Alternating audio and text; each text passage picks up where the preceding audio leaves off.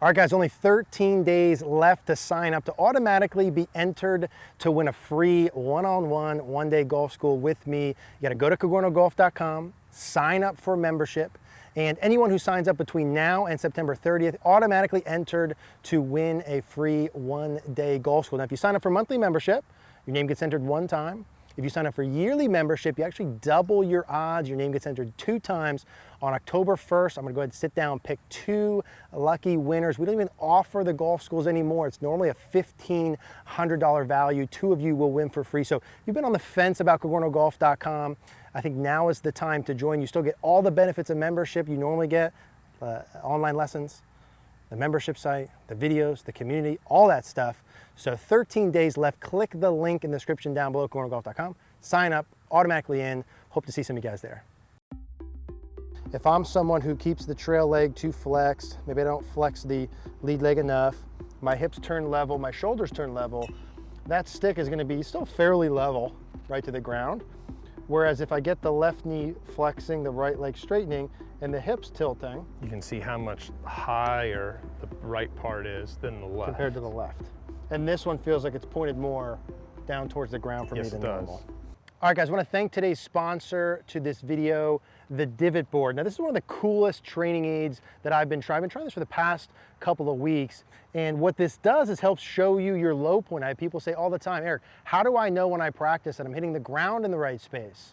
Voila, Divot Board. So how it works here is you put the ball right in the middle, and I'm gonna hit some shots, and you're gonna be able to see, it actually shows you where your club hits the turf. We know one of the fundamental pieces to hitting the ball solid is being able to hit the ground at or in front of the golf ball. It gives you instant feedback, so you know right away what to feel to hit ball first, ground second. I like this Divot Board. I've been testing it out the past couple of weeks. I'm gonna use it for my game. I highly suggest that you would use this as well. We'll put a link down in the description down below. You can check it out.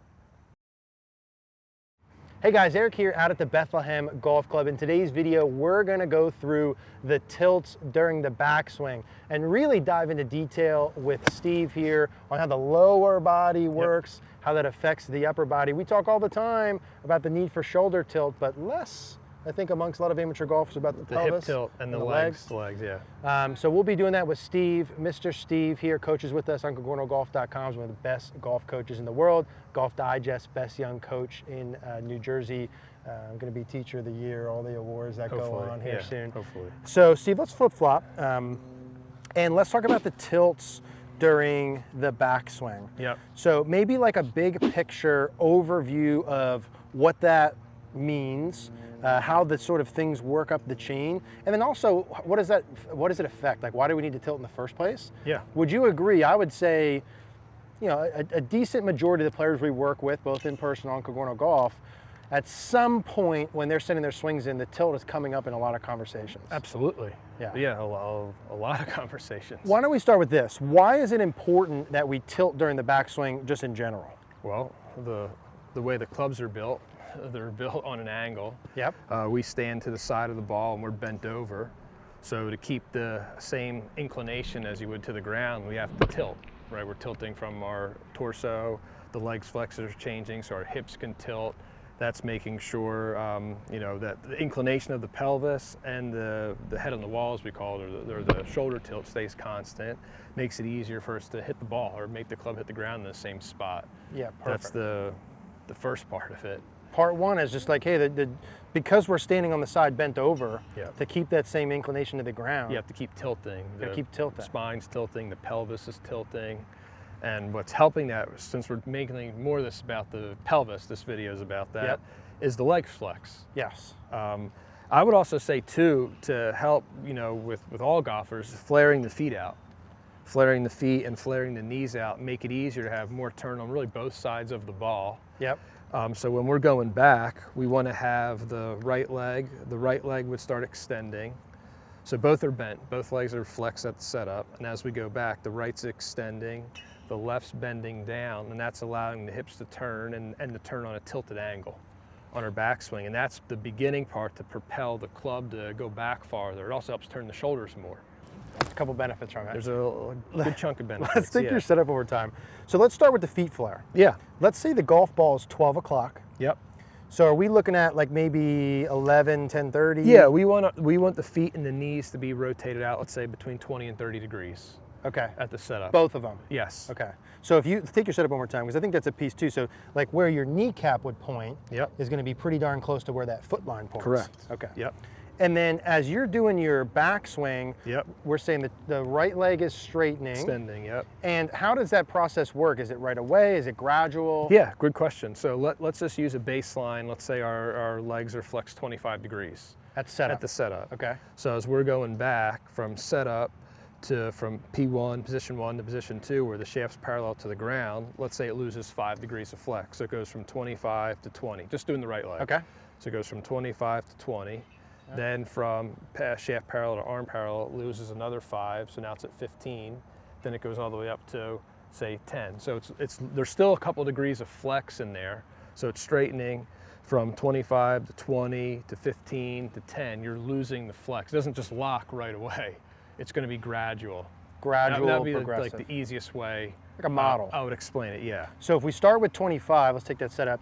So Yep. let's say that kneecap is maybe over the edge of the shoelaces, just inside ball of the foot. And as I'm going back, it's extending, extending, extending. So it doesn't to the lock top. all the way straight for No. most players. There's still some flex in it at the top. It doesn't lock, but it's straightening. Straightening. It doesn't stay the same bent from the setup to the top of your swing. The right leg does not stay the same flex. It couldn't. Straightens. Yeah, you'd hurt yourself and you couldn't turn your hips if it did that. Now let's do the left leg, and then we'll talk about the tilting of the pelvis. Yeah. So left leg 25 degrees as well. Yeah, and it's increasing its flex, so it's gaining flex going back. At about the same rate. Yeah. Same rate. So you would look at someone who's doing it's like the rate that the right leg is straightening, the left leg is bending. Exactly. It sort of evens out. Exactly. And as the legs change, like let's talk, how does that change the level of the pelvis, the tilting of the pelvis? So the pelvis would start to tilt. So the pelvis is turning and tilting because the right's straightening, the left's bending. So the right hip's higher now, the left's lower. Yeah. It's turned and tilted. And that's helping to start turning the shoulders. It's helping to get the club to keep going back around us. Yeah. So there's a bunch of things that it's helping Good things. on the backswing. Now, if we do that one more time, so just from like a basic anatomical perspective, Yeah.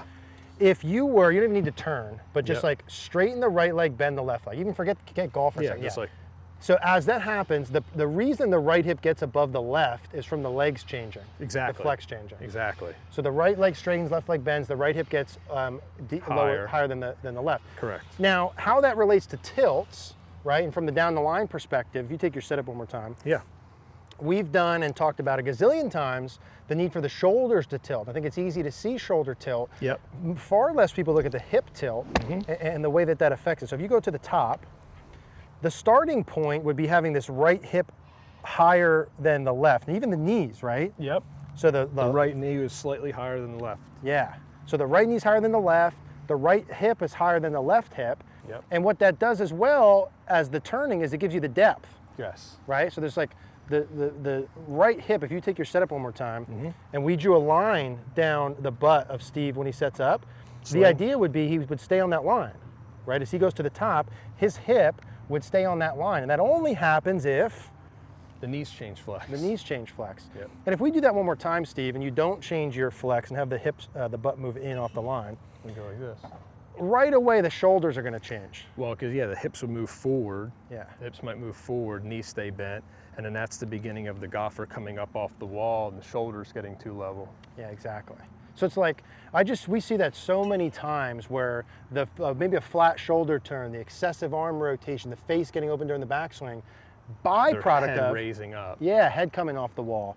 Starts with the legs. Yes. Starts with the legs and then the hips.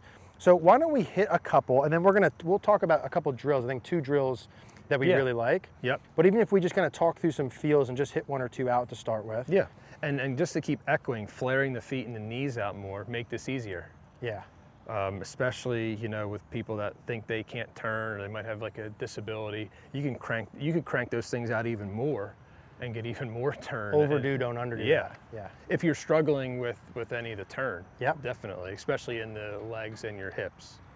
I think the knees being out too is the one that gets missed a lot. Yes. Yep. Knees and Yes. feet. I'll do it slow. I'll just go back slow and just pop it out Yeah. for the first like couple. and we're feeling like the right leg's going It's back. extending, yeah. The right's Yep. extending, the left's bending, turning.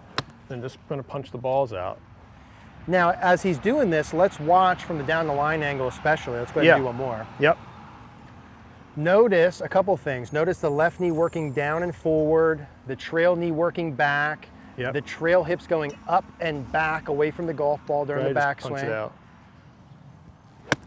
And that's the beginning piece of the head staying on the wall. Well, it helps, there's no doubt. The more that I can work my hips better, turn and tilt my pelvis, the more that's going to help keep me in my inclination so I'm not raising up. Yeah, exactly. So they all go together. Why don't we take a pause for a second? We'll talk a couple drills. All right, so maybe the first drill we would do, which I guess from both sides will be good to look at. We've just got the stick through the belt loops, just an alignment rod here. And we want to notice really the height, right, of the front end of the stick mainly. So when I take my setup position, if I'm someone who keeps the trail leg too flexed, maybe I don't flex the lead leg enough, my hips turn level, my shoulders turn level, that stick is going to be still fairly level right to the ground. Whereas if I get the left knee flexing, the right leg straightening, and the hips tilting, you can see how much higher the right part is than the left. Compared to the left. And this one feels like it's pointed more down towards the ground for me than normal. And so for me, as someone who's had that, right, the hips kick in, the hips turn level, I don't straighten the trail leg enough. For me, I really have a sensation like my kneecap, I'm trying to feel like my right kneecap goes back this way, is my sensation. And my hip feels like it goes up and around. Yes. Up and around. More up than normal would be the sensation that I have. Yep. I'm trying to get, proper. That looks good? Yeah. Trying to get the right hip above the left hip. And notice from down the line as we're doing that, how that nicely enables me to have the tilting of my shoulders, keeps my head on the wall. Do that again. So you can see from down the line that the shoulders are tilted and the pelvis is tilted coming down, and that's what's giving you the inclination, keeping your head on the wall. And just back to the most basic premise, that's going to make it the easiest for me to hit the ball on ground. Yep. Yeah. Control where the club hits the ground, right? Fundamental number one. So let's just do I'm going to do one more rehearsal. So I feel like my right kneecap goes back, getting the left side of the stick lower than the right side. Correct. Now, to some people, this might feel like they're lowering. Yeah, okay. So when you do this again, because you said that, you want to get the left side lower than the right. It might feel like they're lowering down. That's what it might feel like because they don't push down or change their knee flex enough. They would normally go up. Yeah, okay. So even just to stay level, they would feel down potentially. Yes, especially with the left knee pushing down more. I also feel like when I do this right, my right hip pushes back a lot more, which we'll talk about in our second one. Left knee down, I feel like my right butt back a little bit. Yep. 2 in a row, nice. Yeah. So I think this is a really nice, easy way to practice this, to get a visual when we're doing it. And then always you want to do this with video. Yeah. Right, you always want to check with video. I do just want to do one more little drill, I think, for the hip depth. Yeah, I think that would be good. You could put, what were you going to put? Put it behind it. Yeah, let's take a break and then we'll grab it back. Good. Okay, drill number 2, Steve. And this is one I use a lot with our members. Yep. With the hips coming off the wall. If you take your setup for us, please. So the basic idea, and we have a golf bag here, guys. You can use a chair, right, for this, alignment rod, anything like that. You can put your backside against the wall, too. Against a wall. Without even using a club. That's true. So we got the driver here. So we're going to have Steve set up with his, let's say, the back of his right butt cheek, just on the edge of the driver. Yep. You could even set up with it a little bit off. And if we do it correctly, even to exaggerate, Steve, let's just do a rehearsal. We're going to feel like that butt and the side of the hip really pushes back into that driver. And you see as I do that, as I extend my leg and push my knee down and push my pelvis back or my butt into it, it actually tilts me more. Yeah, exactly. From down the line. Yeah. As I get this right. So you can see how the pelvis is helping control the tilting from down the line. That's what I'm saying. I get even messages on Instagram and YouTube and stuff like this is like people saying, hey, I'm having a hard time. I feel like I'm pushing my shoulder down, but I can't keep my head on the wall. Right. I'm like, well, I bet your hips aren't back enough. Right. Like you didn't do the leg changing. Not enough tilting in the pelvis. So let's just do one more rehearsal and then maybe we'll hit one with that. Yeah. So butt starts on the wall. You're going to feel like the trail, hip, and butt pushes back. Left knee down, right leg extend. My right part of my butt's on the head cover right there, so I know my pelvis is turned and tilted properly. Yeah, perfect. I'll just knock it out.